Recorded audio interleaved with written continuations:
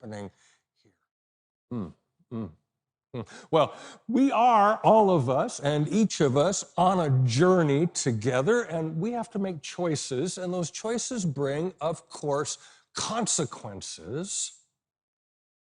Our text today from the story of Exodus is about a group of people that are desperate in need of deliverance. They're looking for someone to rescue them, and it's not easy always to see God in our midst. It's easy to turn God, as we think about God, it's easy to turn God into a magic trick. God just wants what I want. God, bring me what I want.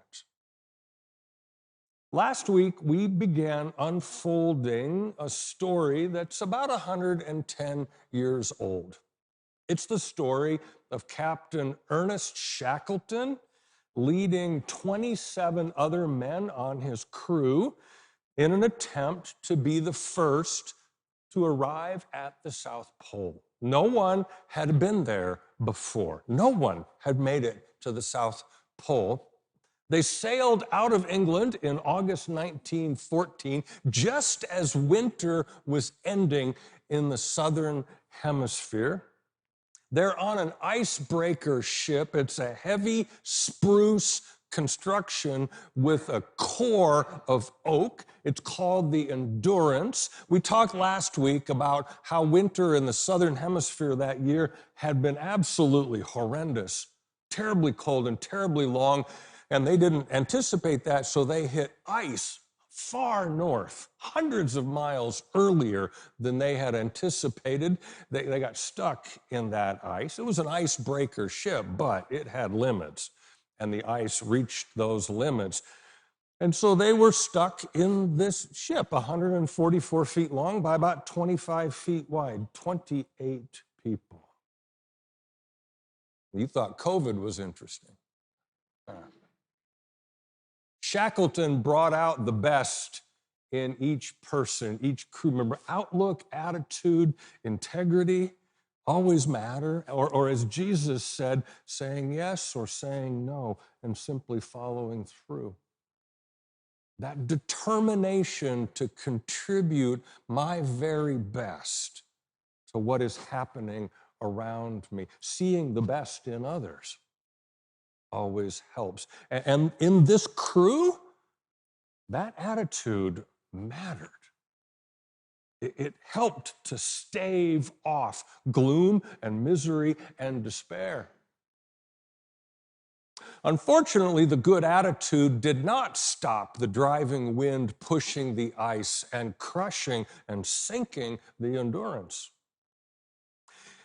Good attitude and good intentions and integrity didn't stop the ice under them from melting and breaking up and cracking into pieces. And they found themselves on a floe of ice about 100 feet by about 200 feet, and it was visibly riding in the wind. If you get seasick, you're kind of spinning right now just thinking about that.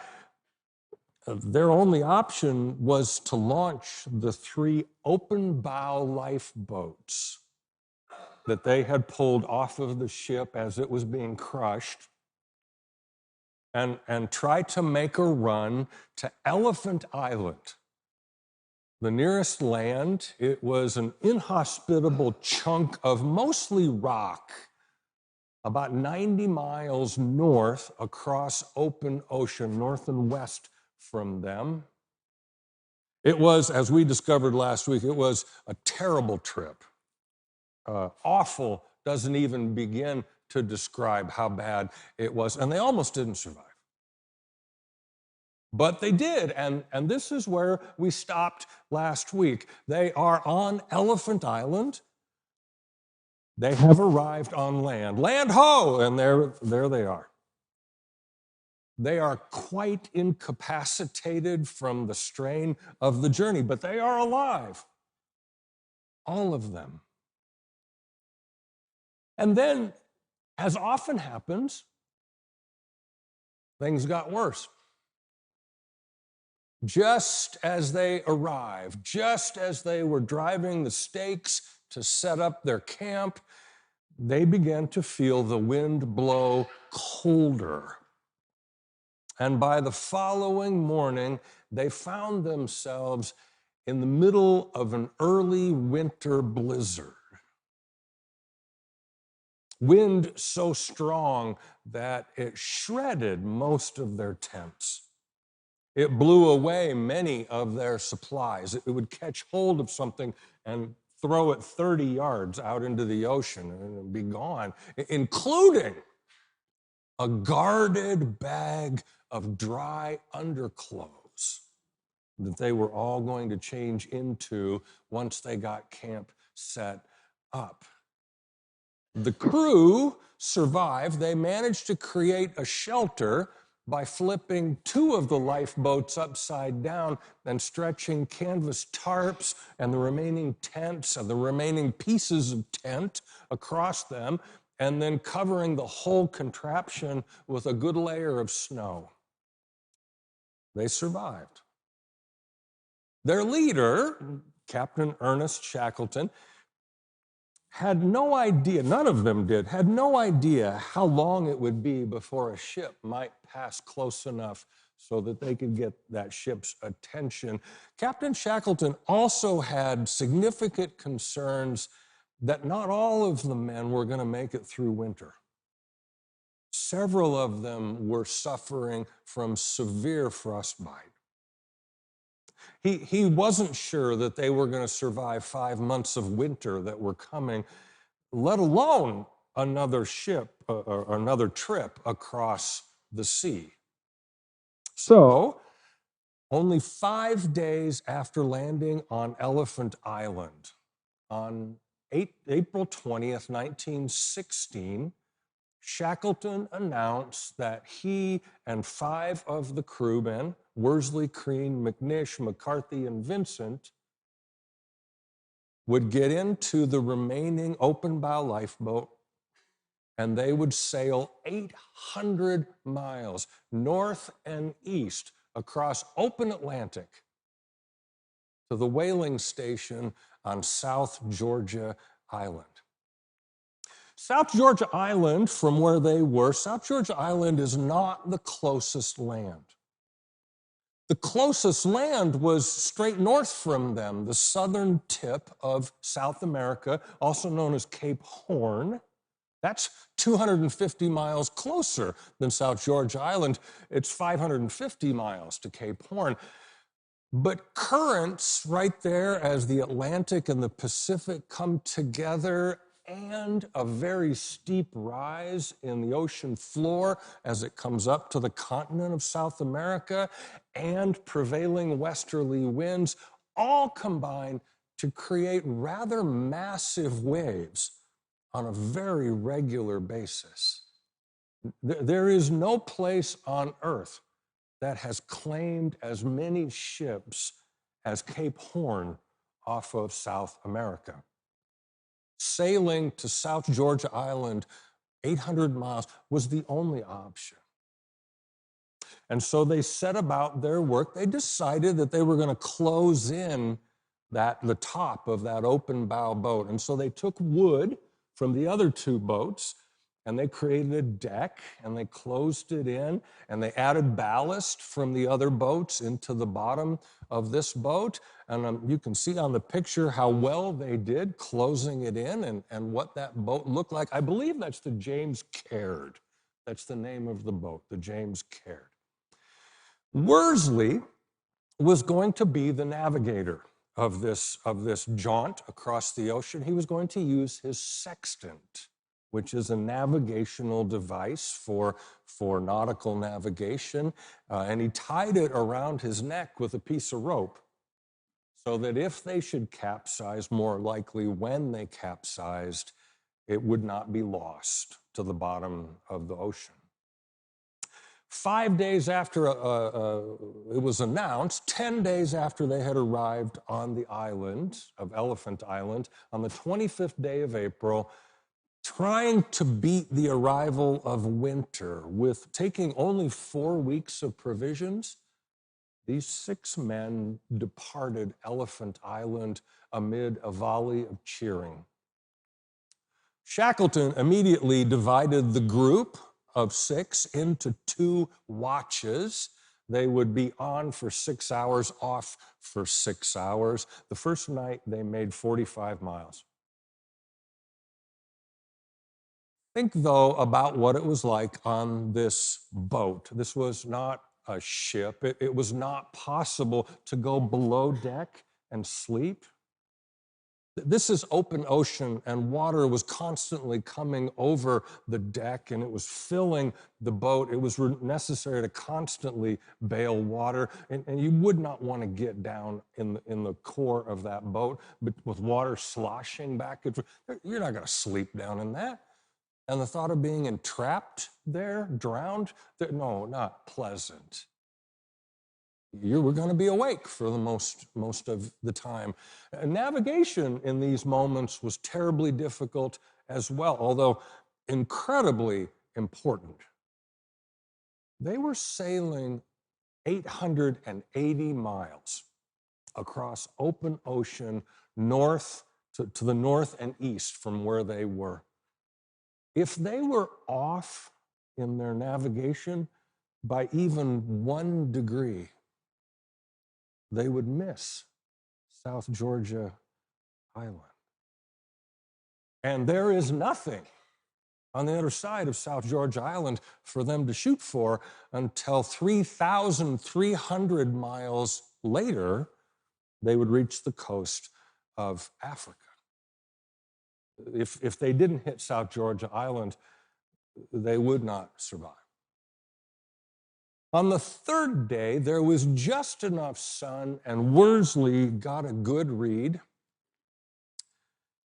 In his diary, he wrote, "Navigation on the ocean is an art. Words fail to give my efforts a real name. Dead reckoning? That seaman's calculation of course and distance have become a merry jest of guesswork." And then on the 8th day, as often happens, things got worse.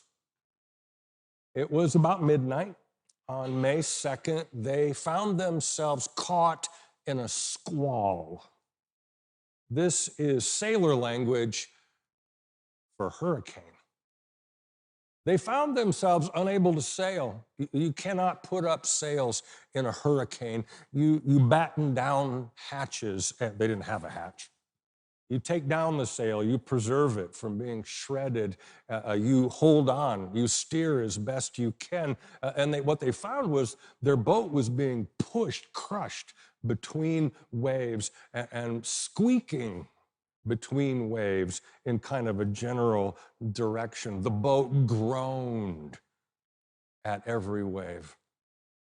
They suffered through this storm for 2 days. They were soaked to the skin, constant rain, constant sea spray, constant waves washing over the deck, chafing in clothes which had not been changed in 7 months. Afflicted with saltwater boils on their legs, everything down from their knees. Their feet and their legs were raw and swollen. Their hands were inflamed with frostbite. They were just thinking, we're not going to make it. And then the sun came up 5 days later, May 7th, 1916. The sun came up, revealing right in front of them South Georgia Island. For 17 impossible, unimaginable days, these 6 men had maintained the discipline of a ship routine. They'd honored a structure of command. They'd kept a schedule of watches. They had been masters of navigation and seamanship under the most severe of circumstances. They did not merely endure. They exhibited the finest graces of honor and loyalty and duty under ungodly situations. We're not quite done because there's a problem now. South Georgia Island is right in front of them, but they arrived on the southwest side of the island. The whaling station is on the northeast side of South Georgia Island. To sail around the island, one way or the other, would be 150 miles by sea. Given the way the current flowed around the island, given the treacherous weather that seemed to come and go, given the rocky coastline, it was simply too risky for a battered boat and this debilitated crew to attempt. Shackleton decided that the birds knew best, and that he and 2 members of the crew, 3 members would stay, he and 2 members of the crew would walk as a bird flies, straight across the island, overland, to the whaling station on the other side. It would be about a 22-mile hike, if we can call that, as the crow flies. One problem, no one had ever done this before, and there were no maps. They had no memory of maps. They checked later, there were no maps of the island, how to get over, and the mountains of this island, South Georgia Island, jut up to just under 10,000 feet in a confusing, jagged skyline of upthrusts and drop-offs. Mixed in with snow and ice, it would be a wonderful little walk.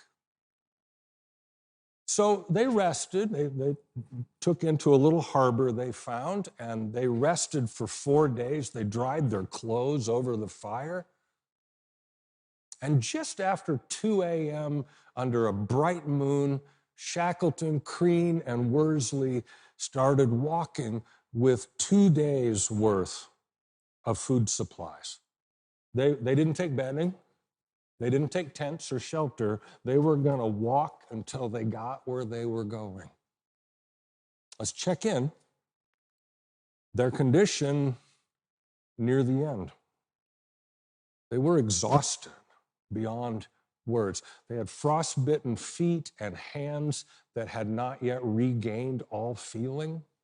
Their clothes had been dried over a fire, but have you ever dried clothes that were stiff with seawater?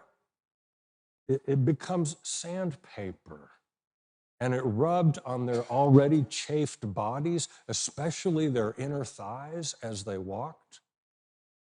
Their first attempt to get up and over the mountains resulted in climbing up one pass, spending most of a day doing it, only to find, once they got to the top, there was a 1,500-foot drop-off straight down and no way around it, an insurmountable wall. And so they had to go back down the way they came up.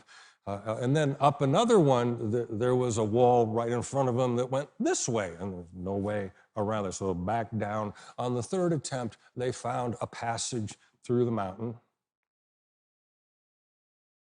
with a steep, they got to the top, and then they looked over and they were afraid it was going to be another straight drop. It wasn't quite a straight drop off. It was steep, and it was like an ice field, and they were at the top of it. And what they did was they sat down on the ice like men riding a toboggan, and they slid down the side of the mountain on their bottoms, holding on to one another. And they got to the bottom, and 36 hours after they started walking, at 3 in the afternoon on the 20th of May, 1916, they walked into the Norwegian whaling station on the northeast side of South Georgia Island. Almost immediately, they were able to procure a ship. They ran around to the other side of the island, and they picked up McNish, McCarthy, and Vincent and the boat. But now the challenge for Shackleton became, how do I get the remaining 22 members of my crew off of South Elephant Island? He reached out to the Admiralty in England, their home country. They responded and they said, sorry, thousands dying in the war every day. Can't spare a ship. Shackleton finally, after reaching out and contacting just about everyone he knew and being told, we can't help, Shackleton finally was able to procure a relationship with the Chilean government in South America, and they lent him a little steamer called the Telco. And 24 months after leaving England, the remaining 22 men were rescued from Elephant Island. Shackleton dashed off a note to his wife in England. He said, we have done it.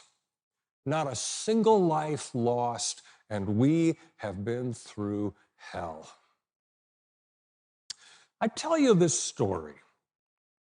First, it's a close-up view that unexpected outcomes and the accompanying human suffering is for all of us. No one is exempt, not even those who plan well. Suffering comes for us all. We all have challenges that set us back and pain that hobbles our options. And if it's not come for you yet, if life has just been smooth sailing, just wait. It will. It comes for us all, and it's hard. Sometimes life is hard, and sometimes the surprise makes life worse. And if we don't choose otherwise, we can use our particular suffering as an excuse for poor behavior. We can rationalize that our suffering makes us worthy of being hypercritical of other people. We can exhibit poor behavior. We can condemn and accuse others. We can desert our post. We can join in a rebellion against authority.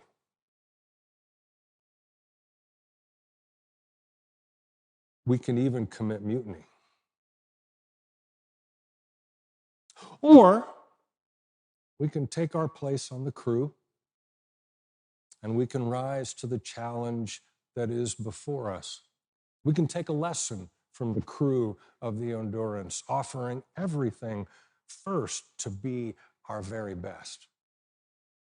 The second reason I told you this story is to invite for all of us a bit of perspective. We think we have problems in our age of comfort. We think we have real struggles. And then we hear stories like this, and we realize how tough these folks were. We use every moment where we lack clarity, every inconvenience as an opportunity to question God's presence and existence, to resign ourselves to despair. We declare that God has certainly abandoned us because life is hard. The third reason I told you this story was to invite all of us to consider how we're going to go about navigating our life. Which star do we use? What navigational instrument should we choose? North Star and a sextant?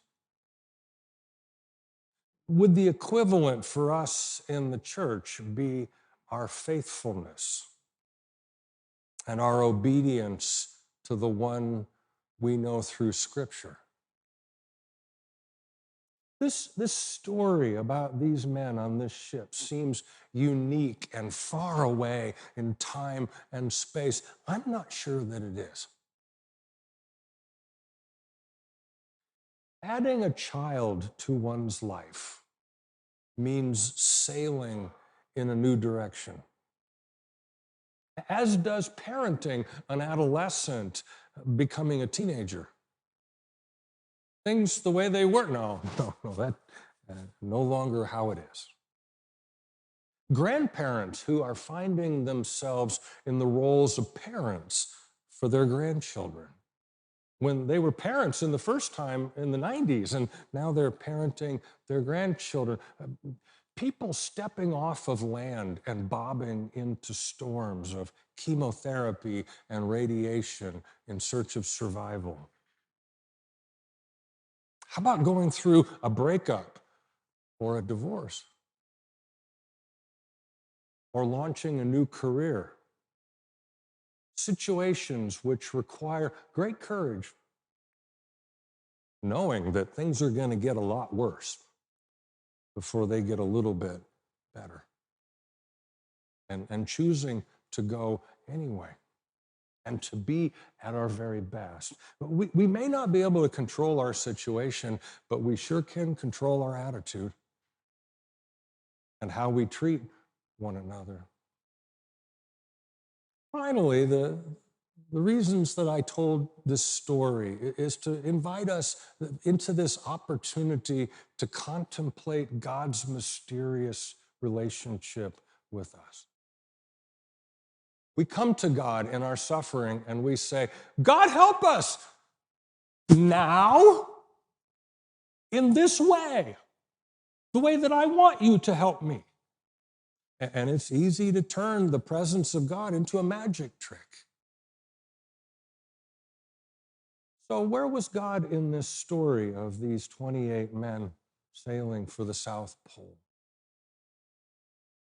Sitting in the whaling station, trying to get the feeling back in his fingers and his toes, Shackleton writes these words in his diary. As I look back on those days, I have no doubt that Providence guided us. Not only across the endless snowfields of walking, but also the storm-white sea that separated Elephant Island from our landing place on South Georgia. I know that during that long and racking march of 36 hours over the unnamed mountains and glaciers of this island, it seemed often that we were 4 and not 3. I said nothing to my companions on that point, but afterward, Worsley said to me, "Boss, I had the curious feeling on the march that there was another person walking with us." It's often not easy to discern God's presence. Last week, it was a story about 3 wise magi who came a great distance across unending desert, finding their way to an infant king, managing to navigate a raging tyrant named Herod by changing their course and going by a different way. Today, our text is a whole nation of people running from armies coming to re-enslave them, being delivered by crossing the sea. We are a church. We're trying to navigate a world of many trials, many waves, much that could overwhelm and sink us. Our survival depends on each of us. Our survival depends on all of us doing what we do best. Thinking and walking and acting and talking in God's way. Valuing one another as God's creation. Mindful that on this journey, it's not just us. Amen.